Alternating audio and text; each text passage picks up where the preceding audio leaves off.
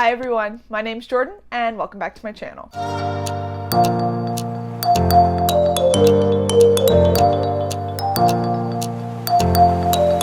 If you have watched my videos before or you follow my channel at all, you will know that I have not filmed a video in like a month. I got back from Japan and then had a bunch of stuff going on in my personal life and everything, and was just in an overall slump, a bookish slump. I didn't feel like filming, I didn't feel like reading. I still read most of what I had on my TBR for June, but that was mostly because many of them were like, they were like obligation reads or reads I was reading. They were books I was reading with other people and stuff, but normally I read my TBR plus some, and I didn't read hardly anything outside of my TBR last month. I spent a lot of time playing Zelda, I was watching a lot of Dimension 20, and just doing a lot of stuff that wasn't reading. I've just been kind of in a big old slump. I recently finished a really good book that I really enjoyed for SPFBO, and I haven't even been watching booktube, like I haven't been doing anything bookish, and I started watching a few booktube videos and it kind of gave me that spark to want to film. So before that spark went away, I was like, all right, set up the camera, let's go, let's do it. Which is why I'm not in front of my bookshelves or anything. I'm back on my couch because I find that a lot of the reason I get like hung up on not wanting to film is setting up my space. I currently live in a pretty small apartment with my husband, so I film like in our living room. That's where my bookshelves are. So I can't just keep all of my stuff set up. I have to set it up and take it down every time I film. And that can be quite a hassle, especially if our apartment is a mess or whatever. So it's much easier for me to just film on the couch. So that's what we're doing today again, because I figured having content and having something to talk about is better than being set up in front of my pretty bookshelves. So thank you guys for your patience as I've taken this break. I think it was much needed. I didn't want to burn out. If I forced myself to do it, then I was going to stop enjoying it, and then what's the point? So I gave myself that break, and now I'm back. I'm gonna try to do this every week again, try to have one a week. If I skip a few here or there, it's because I still do have a ton of stuff going on in my personal life right now, but I'm going to try my hardest to get back on a weekly schedule. So I figured, what better video to do as my welcome back to booktube video than the mid-year freakout tag. It's the perfect timing. It's the beginning of July right now. I know I haven't done my June wrap up or my July TBR. I probably honestly will not do a July TBR at this point because it's already like July 10th or whatever the day is right now. So I'm probably not going to do a July TBR. It'll just be a surprise, I guess. But I will do a June wrap-up soon. Hopefully next week is when I'll do my June wrap-up. I did read some really good books in there. But with that, let's get into the mid-year freakout tag, which is a very fun tag that most booktubers and bookstagrammers and just readers around the world do every year. It's one of the biggest ones. And it's just going through what you've read the first half of the year. And it's some guided questions to talk about the books you've read. So let's get into it. First up is the best book you've read so far this year. This one was easy for me, and that is Assassin's Fate by Robin Hobb. This is the final book in the Realm of the Elderlings, the 15-16 book series. This book was phenomenal, and honestly, I don't even know if it is my favorite of the ones I've read this year. I don't think it's my favorite of the entire series as a whole. However, it was such an amazing conclusion to what a beautiful series that even if I only counted the last 100 pages, it's some of the best conclusion I've read in any series, that last 100 pages. So just for that alone, it is my favorite book of the year so far. It was so good. This whole last series was phenomenal. The first one of this series is probably my favorite book of the entire series. And I know that's confusing because this is my favorite book of the year, but it's honestly just because of how it ended. And I think that the conclusion was beautiful. It was bittersweet.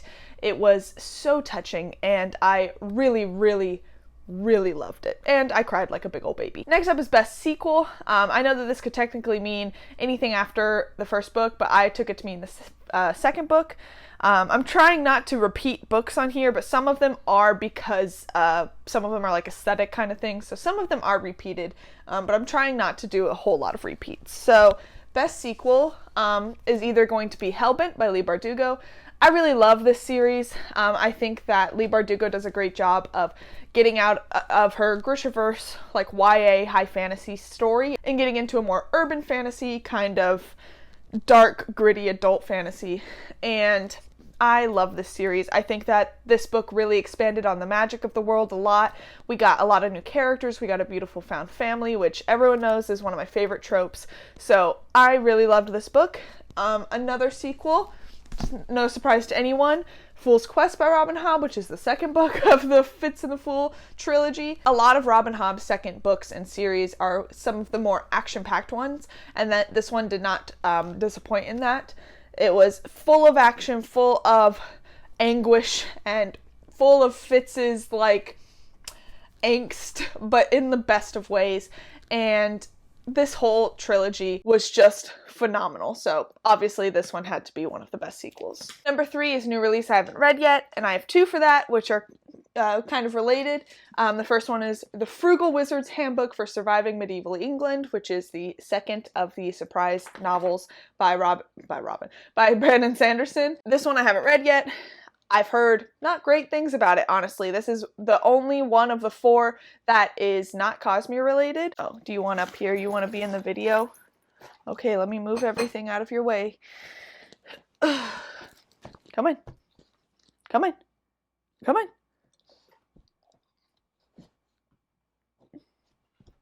Dog's joining the video. Okay. Okay. Okay, well now I'm squished, but my dog's decided to be in the video. Anyway, so I haven't read this yet. I'm getting to it soon, hopefully. But this one is, honestly, after all of the kind of not so great reviews, I'm trying to hold off a little bit until I'm fully out of this reading slump, because I don't want to read a book that I may not like if it will make me slump more. And then the other one I want to talk about is the third one, which obviously I don't have yet, but I did get my shipping notification already for the third one. And that is Yumi and the Nightmare Painter. Yumi and the Nightmare Painter, which I've heard mostly great things about. So I'm very excited to read that one. I'm hoping to read that one sooner rather than later, hopefully next month, because I've heard very good things about it. And from the people that have not liked it as much, the things they've complained about are things I normally like. So I'm excited to get to that one. Number 4 is the most anticipated release for the rest of the year. This one, I have a few. I have Starling House by Alex E. Harrow. I don't know a whole lot about it, but I do know that I really love Alex E. Harrow's writing, and I think that her books are always very atmospheric and very spooky and very fun. So I'm very excited for that one. I have an arc for it, and I'm hoping to read that soon. Another one I just got a physical arc for recently is The Water Outlaws by S.L. Huang. This one sounds really good, and the publisher was kind enough to send me an arc of it. I have a digital arc and a physical arc, so I'm hoping to read this one soon as well, because it sounds really good. Like, the whole premise sounds really, really good.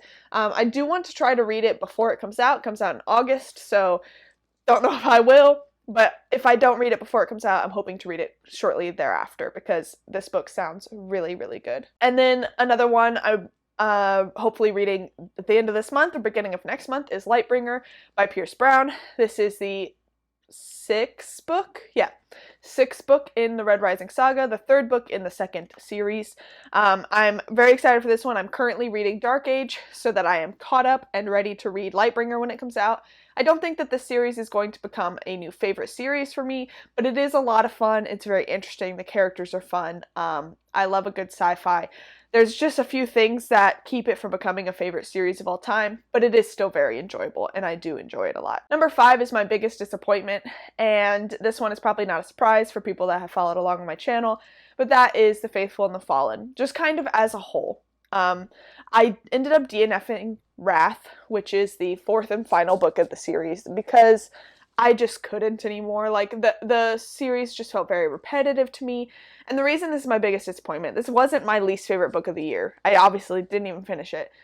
It was just that I had such high hopes for it. It was one of my most anticipated, like, series to start. I had heard such good things about it. I really liked the covers. I liked the way they looked on my shelves. But then as me, Kyle, and Alex went along reading the series, I just wasn't enjoying them that much. There was definitely parts where I was like, oh, okay, this is cool. So it's not like an unredeemable series. There was definitely fun parts. I get why they're so well loved.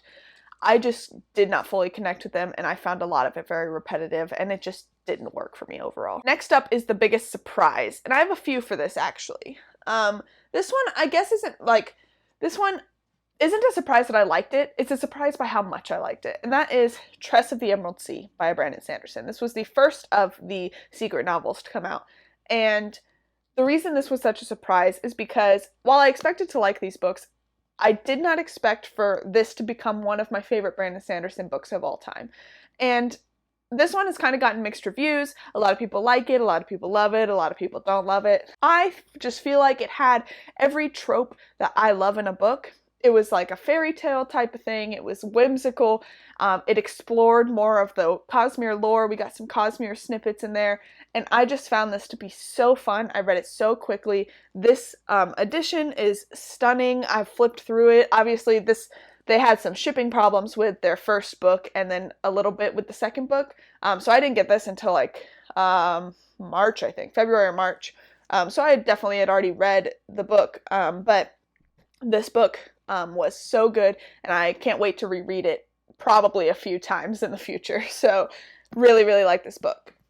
Another surprise was one of my 12 books recommended by 12 booktubers, which is a video I'll link down below. Basically, 12 booktubers recommended one of their favorite books for me to read this year, and I'm doing one a month.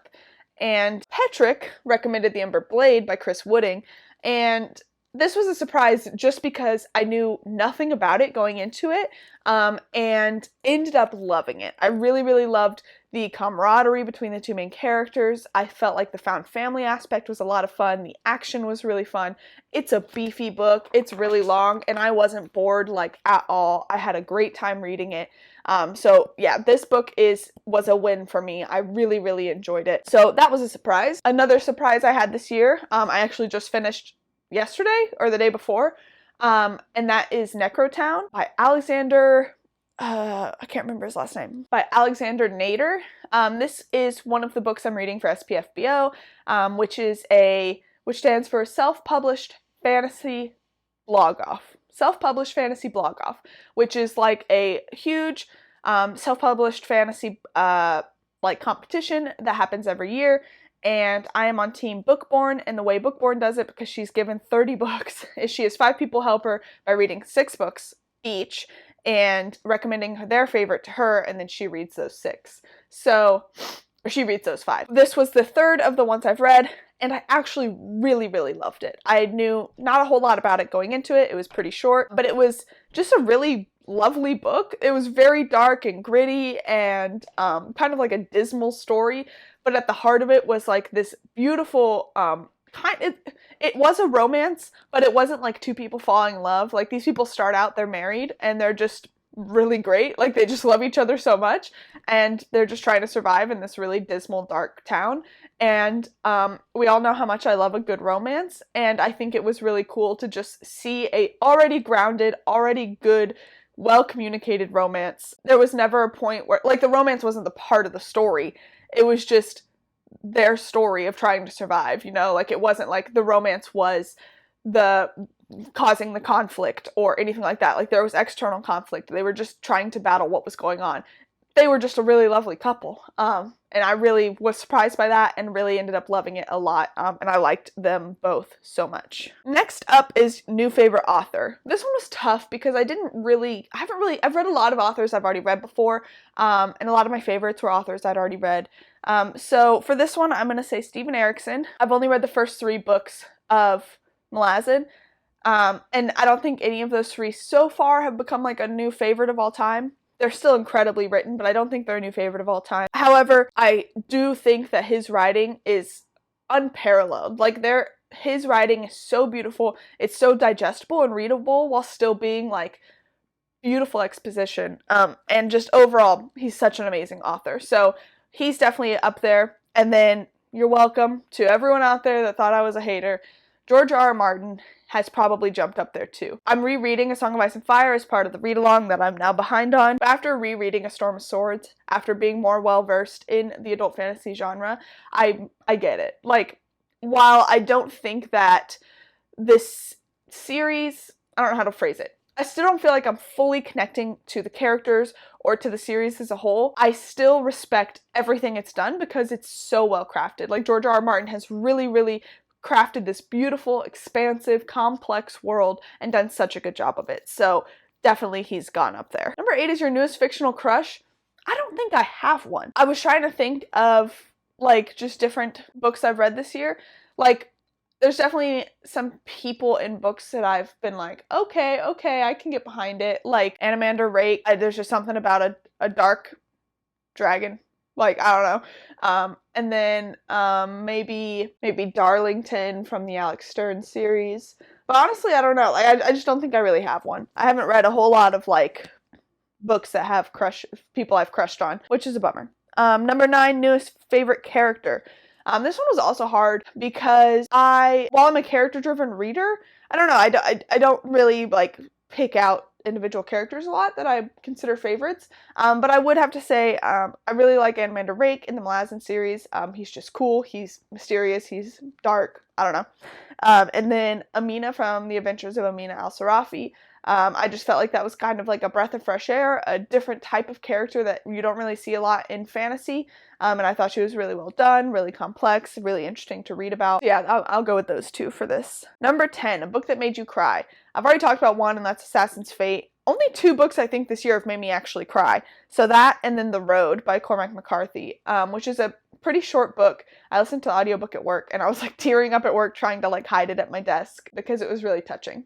So those are the only 2 books I think that have made me cry this year so far. Number 11 is a book that made you happy, and I'll have to go with The Six Deaths of the Saint by Alexi Harrow. This is like a 26-page short story that was part of like an Amazon series. How impactful that an author can make me feel so much for a story that's 26 pages long. By the end of this, I was just enamored. And I've read it a couple times since then because it's so short. I highly recommend it. It is so good. Number 12 is a favorite book or movie adaptation. I don't have one. I haven't watched any this year, but I did just start The Witcher season 3, which I love the show. We all know how I feel about the books, but I do love the show. But I've only watched like the half of the first episode, so I couldn't count that. So another one I'm really excited for is Red, White, and Royal Blue, which comes out in August on Amazon Prime. The trailer just dropped. I'm so excited. That book is one of my favorites. I loved it so much. So I'm really excited to read that as well. 13, favorite post or video. I think my favorite video this year so far has probably either been my top 10 favorite series of all time, just because that one's always fun. Just talking about your favorite books is always just a lot of fun. And then I had a lot of fun filming the Locked Tomb tweets one, where I went through and read some like Locked Tomb funny tweets or predictive tweets or whatever, and they were all, that one was a lot of fun to film. I just love talking about the Locked Tomb. Number 14, most beautiful book you've bought this year. I've already shown it once, but why not again? That is Tress of the Emerald Sea. This book I mean, look at it. It's just absolutely stunning. It's leather bound. It's got the foil. It's got art inside that is just like so pretty. And all of these books, all of these like secret novels, all have like a primary color. So this one is green, and so a lot of the artwork has like green to it. This one, I'm not counting as my most beautiful because I haven't read it yet. And I do think Tress is prettier anyway. But this one has like all blue artwork, like blue tinted. So like it's just heavily blue. So yeah, these are all beautiful. I've never owned special editions of a book before, ever. So these are my first special editions, so I love them so much. Number 15, books I need to read by the end of the year. There's only a few I have on here. I need to finish A Song of Ice and Fire. I gotta catch up on that read along. Malazan, not all of them, but I think we're gonna read through like 6 or 7 by the end of the year. So I have those to read. I want to read Return of the King because I've read the first 2 Lord of the Rings books. I need to read the third. And I also, I put on here, I just want to do more mood reads. The first half of this year, I think part of the reason I've had such a big slump recently is that I've obligated myself to read too many books, and it is making it to where I'm not getting to pick up the books that I'm just like interested in on a whim because I'm reading books that I've required myself to read. So I want to do more mood reads the second half of the year. I have less obligations coming the second half, so I'm gonna try to like start some new series and pick up some random standalones and like just try new things, and also continue some series that I started a long time ago and haven't gotten to continue because I've been reading other things. So excited for what the rest of this year is going to bring. That is all the questions. Thank you guys for watching, and thank you so much for your patience as I've gone through this slump. Everyone has been so understanding, and I've talked to a few other friends that are in similar situations, and it feels like there's so much pressure to knock out content and to read all the books. But then when I posted saying I need a break, everyone was like, you take your break, do what you need. We're here for you when you're ready to come back. And it really means a whole lot that this community is so accepting and forgiving of needing that breather. So thank you guys again for giving me that space. I'm hoping I'm back now. I'm trying to read more often. I got the urge to film today. Now let's see if I can get the urge to edit, because that's what sucks. But hoping to get this video up today. Thank you guys for watching. If you could please like, comment, and subscribe. Let me know down below what your favorite book of the first half of this year was. If you would like to help choose my TBR every month, as well as a few other perks, you can join my Patreon, which I've linked down below. Thank you guys for watching. As always, your support means the world to me, and until next time, thank you guys.